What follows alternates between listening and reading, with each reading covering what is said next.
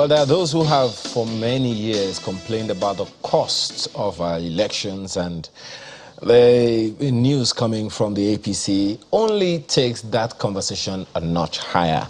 This morning, Samson Itodo joins us. He's Executive Director, IAGA Africa, to talk about this and a number of other issues around the cost of electioneering in Nigeria. Thanks for joining us today. Thanks. Good morning, and good morning, viewers. Well, maybe we should begin with how the news of the parties' presidential cost of their nomination forms, how it came to you. I think it's 40 million for the PDP, at least for now, and then this for the APC. Well, I think that the point being made by the parties is the fact that the commercialization of our electoral process and our political process is here to stay. And none of these parties have a decommercialization agenda. And therefore, for proponents of decommercialization of electoral politics in Nigeria, reducing the cost of politics, I think this is just evidence that none of these parties has any agenda to reduce the impact of money in our politics.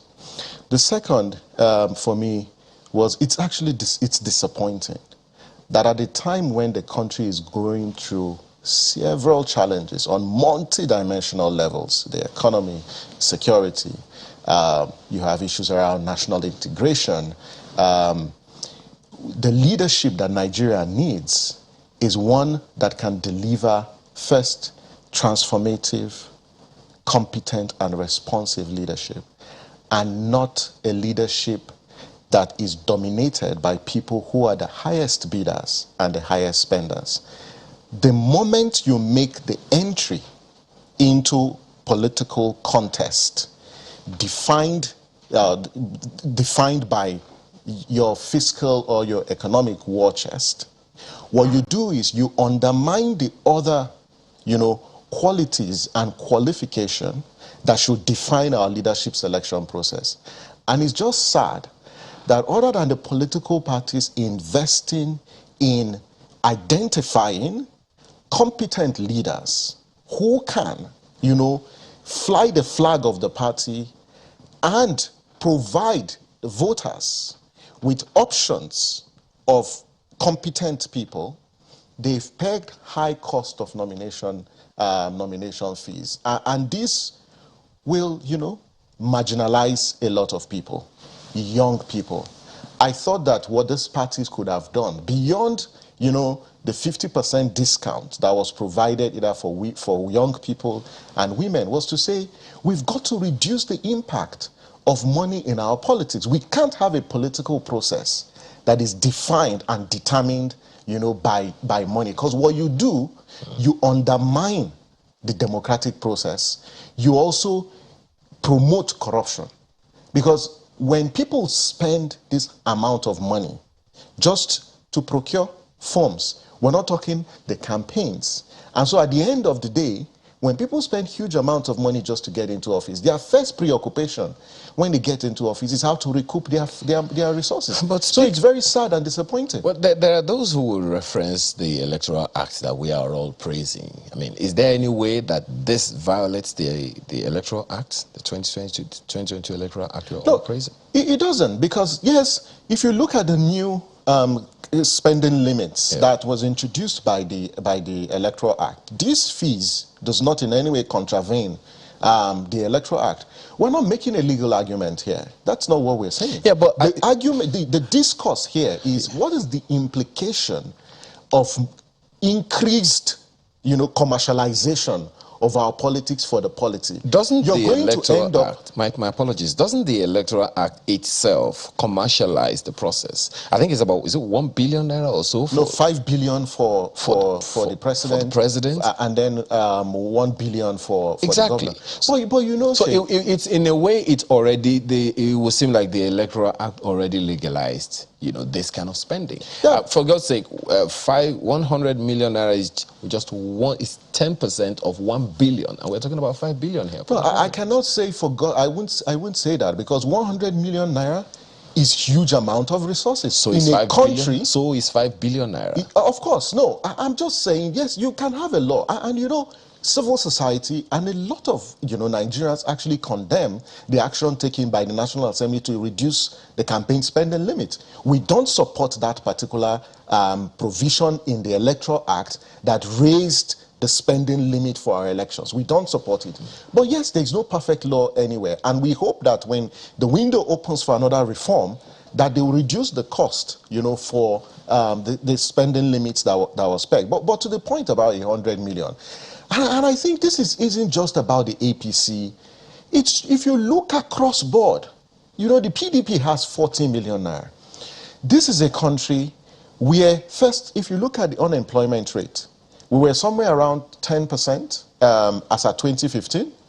As at 2020, we moved to somewhere around 33%. Today, we are lagging somewhere around 40%. So as the poverty, as unemployment increases, and then poverty also increases, the political parties are also increasing the cost of nomination forms. And the critical question is how many Nigerians, you know, can afford this? Cost this particular resources, the funds pegged by the political parties. How many young people can afford this cost? And I hear people say, yes, there are a lot of Nigerians that can afford this, and people can mobilize their resources. But don't we, you know, threaten and undermine the whole concept of democracy if we justify why political parties should continually increase cost of nomination forms without having discussions around what should be the set criteria for people running it for office? Okay. And the law already makes that provision. I think the more you continue to increase the funding and money spent, what you do is you increase the negative competitive nature of our elections, because people see that, oh, I've spent this amount of money, then I must do what? I must win this election. So this do or die nature of our politics, the zero-sum nature of our politics is reinforced, you know, by this cost. And then you now look at, this also has implications for violence, because when people have spent this amount of money, they don't want to be shortchanged. They make it a duty to circumvent elections just because they want to win. So they won't be losers at the end of the day. Is this information that you're giving, this argument, this side of the conversation, do you think it is lost on these parties?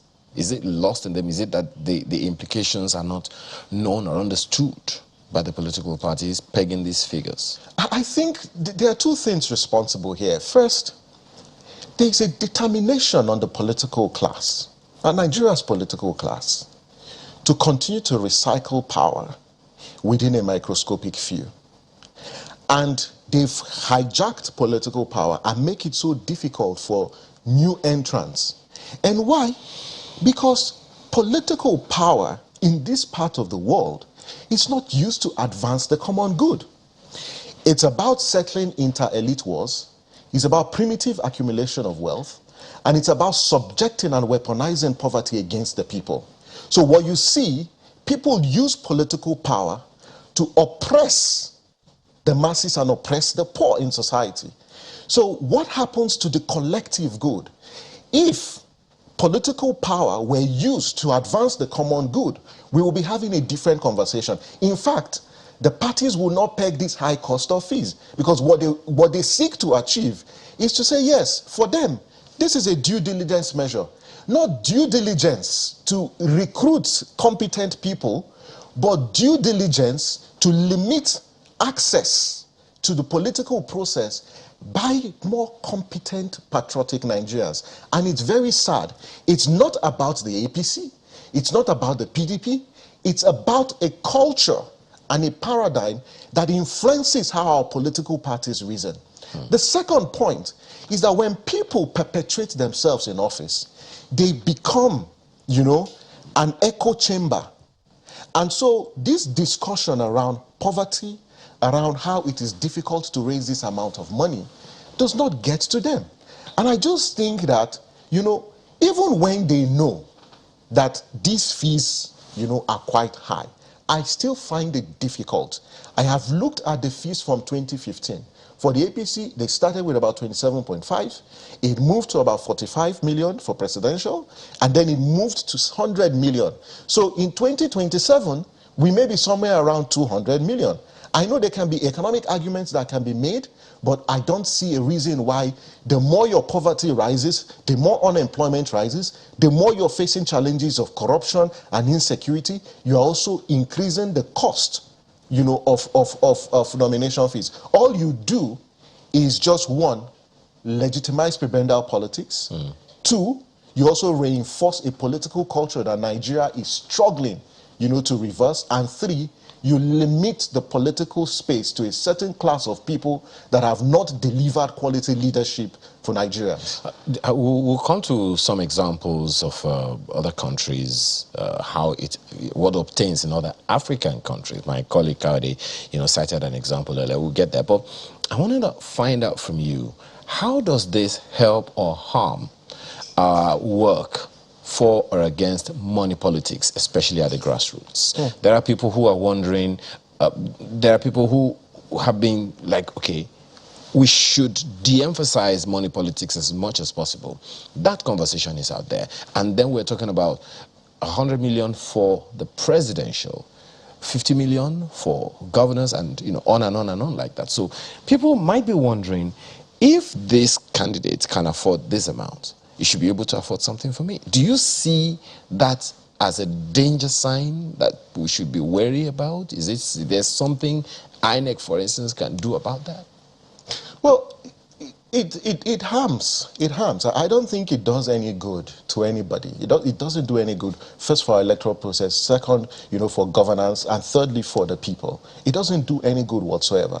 Because when you look at the grassroots, yes, this is a country where there's a new culture of people contributing to campaigns. And the argument is, when people contribute to your campaigns and you win, it strengthens the cords of accountability between people who contribute to your campaign and then the candidate in question. But then, if someone can afford, you know, this huge amount of money, and you pay, you know, to run for office, what you do to the psyche of the people is, when parties begin to ask individuals to pay this amount of money, voters begin to change their perception about what is actually the qualification for running for office. For me, it's about, you know, the paradigm, what we do to the psyche of the Nigerian people. That, after all, public leadership isn't about your competence, isn't about your ability to deliver. It's about the monies that you have. So when you make, you know, the political process limited to only people who have the monies, what you do is, it can also adversely affect turnout for elections, because people would say, oh, why the hell should I even go out and vote, when already it's about people who have the highest, about people who have the resources, you know, to pay. Because it's one thing to pay these forms, is another to also secure the nomination. Okay. So you're going to have intra-party conflict when candidates or aspirants are disqualified unlawfully and unjustly, and they seek, you know, to go to court to enforce their right. So you're going to see a situation, given our background as a litigious society, where you also have more cases in court because of an action taken by a political party, and where you now have an electoral act that has limited the jurisdiction of pre-election matters to the Federal High Court. You're going to see an avalanche of cases. Okay. And this has, you know, wide implications. And I wish that the political parties showed leadership at this critical point and made a bold statement to say, for us as a party, we are more interested in the capacity, the competence, and the character of individuals. We will de-emphasize, you know, money politics and focus on this. That would have transformed radically the perception of Nigerians about the political process. It would also strengthen our democratic institutions like INEQ and the police, because they become motivated and inspired that, yes, it's not about the highest bidders. We can now be allowed to provide that regulatory role and function that we are created to provide. But in cases where you're pegging these huge amounts of money, what you simply do is, hey, 2023 election will be about the highest bidder and the highest spender. And it's just sad for a country that is currently experiencing this multidimensional crisis of insecurity, national integration, economic downturn, and just a whole lot of issues. Cody. Well, thank you, Ayo. Mr. Itodo, here's what the party leadership, that's the APC now in this case, is saying about this, because you've said you expect them to at least put out a message. But let's get the benefit of their own thinking regarding this through the spokesperson of the party, Mr. Felix Morka. And I'll come back to get your thoughts.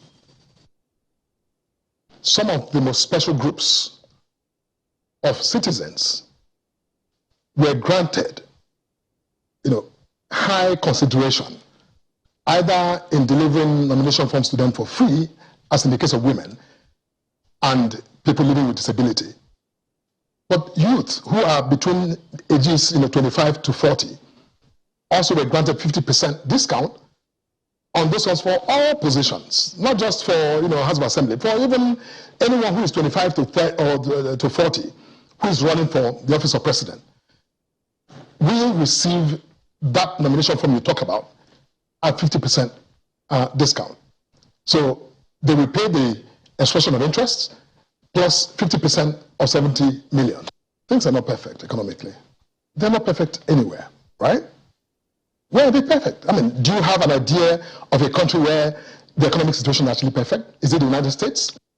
The party thinks that, and made a decision that the value put on these forms are justified. So that's what the party thinks deep down, and for them it is justifiable, or at least justified. Clearly there's a disconnect here, because it looks like Nigerians expect one thing, but the parties have, the way they conduct things. So is this just a misunderstanding? Because as it seems, the party thinks this is the right path to follow. Well, the party has a right, to determine the cost of its nomination forms. But what the party also needs to recognize is it doesn't exist for the elite. It doesn't exist for itself. It exists for the Nigerian people. Because what's the core function of a political party? A political party, first, contests for political power, but also is a platform for the aggregation of social interest.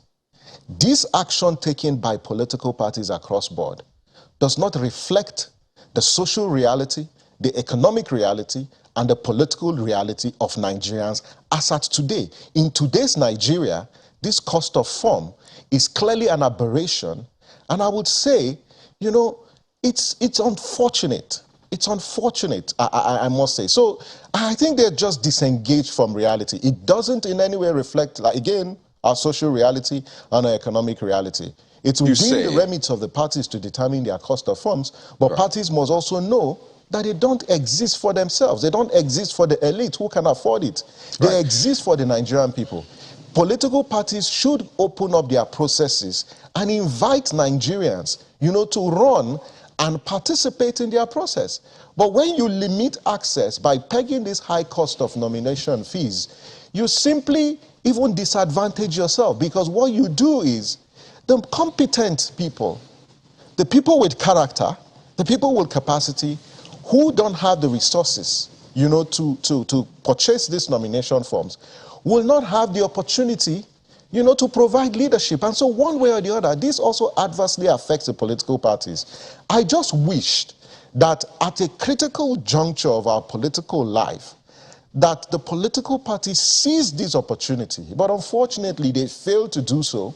Yes, whilst we commend them for the concessions given to women and young people with the discount, but even the discount for some of the forms is for the expression of interest forms that are even less in less amount. Okay, Mr. But the Itodo, nomination forms also have higher costs. So what would you say? These are the critical issues.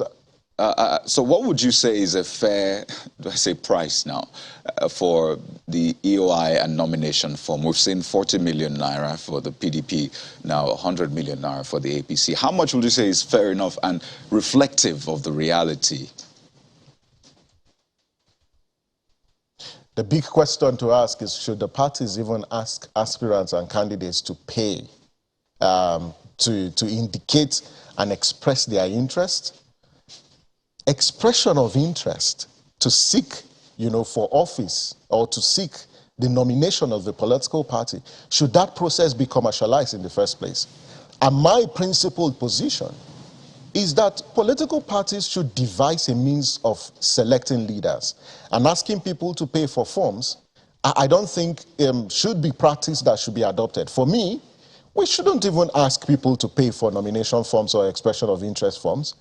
Political parties can devise means of selecting their leaders. Encourage people, if they want to seek for public office, let them apply, and then you can consider those applications. And parties, and in this climb, and in other climes, I must say, that parties sponsor candidates. And here in Nigeria, it is candidates that sponsor political parties. Until we change this anomaly, you're going to have situations where this whole concept of internal democracy within parties cannot be achieved, because the party structures are hijacked by individuals who have the resources to fund the parties, and not necessarily by the parties who ideally are first a conglomeration of different interests and individuals who are able to build consensus internally. But to ask people to pay, I don't think it's good practice. I think that we should have other ways, of parties generating its own income. I am not one who supports state funding of political parties, but I think parties, can actually recruit members, members pay their dues. You also have people donate to the parties. The 2022 Electoral Act has actually legitimized the process of individuals donating, to parties, and also parties donating to campaign, but it sets several caps, for donations that individuals can make. But please don't ask people to pay these huge amounts of money, because what you do is you stamp, this narrative that public leadership is the exclusive preserve of people who have economic strength. And that shouldn't be the case, because it has not helped Nigeria anywhere. But what the other variant you gave earlier is what we had. It was the system we had, I think, in the First and the Second Republic that we had in this country, where the parties donated, they supported their candidates, and people donated to the political parties. What we are having now, is a little different. People pay levies and membership dues on a frequent basis back in time. I don't know if that's something that still happens now, or at the level at which it was happening in the First and the Second Republic. There are those who are watching us now who will still have their membership forms of the UPN of those days, of the Action Congress, the NCNC of those days. Yeah. So at what point did we turn the table, so to speak? I think the point where we turned the table was when, we yielded the political parties to individuals who had the might and the resources to first put party executives on monthly salaries. And so parties don't pay the salaries of their staff. And at the states, it's the governors that do what? That pay the salaries of party officials. So they have the party officials in their pockets, right? Secondly, how are these leaders even elected within the political parties? Thirdly, which party has an updated, accurate register of its members, right? And then, how many party members are also paying dues? I think that there are party members who want to contribute by paying dues to their political party. But the party itself, has to, and in this case, just is looking forward, that parties need to take serious, revenue generating mechanism, and one of which is the dues, that members should pay dues.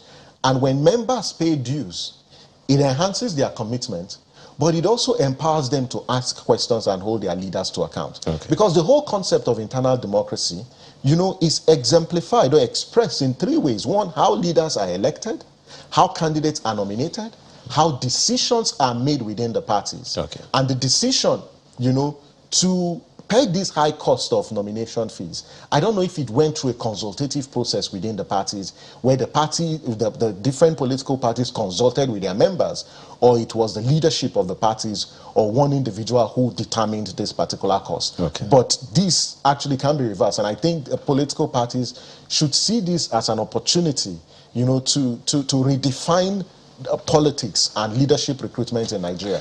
Talking about political parties, there are many other a good number of other political parties that we have in the country other than the two leading parties. Yes, many democracies usually throw up, many multi-party systems usually throw up two major parties, but there are those others. It wasn't always the APC, you know, against the PDP since 1999. It was other political parties that, you know, coagulated to form some you know, strong opposition. And we've been talking about third force now since how many election cycles now? And we don't seem to have been able to get there. I'm asking this question against the backdrop of the reaction of people in the grassroots. These two major political parties have very strong, you know, machineries around themselves. Is there a way that the other political parties who may want to see in the reaction of Nigerians try to rewrite the books, so to speak, and position themselves as an option to this money politics that's playing now? I think the other 16 parties, because in this case, PDP and APC, because we have 18 registered political parties. The other parties need to see this as an opportunity. I know in 2019, some parties actually gave free forms, you know, to young people, to women, and asked and invited people who wanted to run on their platforms, you know, to come secure their party nomination. A lot of young people took that opportunity. But at the end of the day, they didn't win the elections. Now, I think that for parties, the other parties should see this as an opportunity. Invite people, reduce the cost, because even though there's sort of power asymmetry between the two main parties and the other political parties, I think that those parties, you know, can provide an opportunity. And I encourage people, honestly, if you can't afford this high cost of nomination forms, go to a political party that aligns with your vision and your ideology and has less cost of nomination forms. Secure their nomination forms. If you are popular within, you know, your constituency at the local level, you can win elections. In 2019, parties like ZLP, you know, won elections. I know two young people who are between 25 and 29, who are beneficiaries of the Not Too Young to Run Act in 2019, won elections, and they sit in the National State House of Assembly. One of them was 26, the other was 29 or so. And they ran under the platform of ABGA. There was one who also ran under the platform of ZLP. So at the local level, the dynamics is also different. So whilst we talk about the federal and the presidential, at the local level, I think young people who cannot afford this high cost, look for the smaller parties. I encourage you, procure their forms, run. Because in any case, if you're popular within your constituency, if you're popular within your community, the platform to a large extent doesn't really matter. Because in any case, and I say this whether it's de facto or de jure, that at the end of the day, voters in Nigeria don't necessarily vote for parties. They vote for individuals. Although the Supreme Court, in its wisdom, believes that votes, you know, belong to a party because the Constitution says it is the party that sponsors the candidate. It's the platform, no doubt. But we know that when people go to vote at elections, there may be other cleavages that shape political competition and voter behavior. But what we know for sure is people vote for individuals. Okay. And so make yourself popular within your community and your constituency.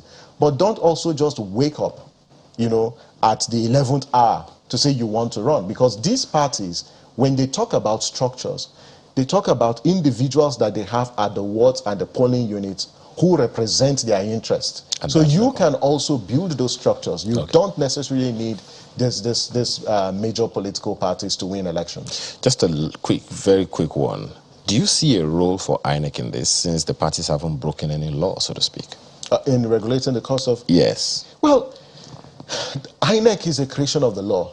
And INEC cannot work ultra-virus. It must follow the provisions of the law. Okay. And as far as the parties are concerned, they've not violated any provision of the Electoral Act or the Constitution. And so what INEC can do is mainly within the remits of the Constitution and the Electoral Act. What does the law say? And INEC is vested with the powers in the Electoral Act to do what? To monitor donations made by political parties. In fact, the Electoral Act actually vests INEC with the power to set the cap of donations made by individuals, to political parties or even parties to political campaigns. And in fact, in some cases, the law also provides that when donations are made, the source of the income must be verified. Okay. So these are issues. So INEC can, but I think on this particular issue, it's clearly an intra-party affair, and INEC cannot meddle into these affairs of political parties. That part about regulating where the money comes from. It will be interesting to see how that is played out by anybody. Samson Itodo is Executive Director, IAGA Africa. Thank you so much for your time. It's always a delight to be here. Thank you. Okay.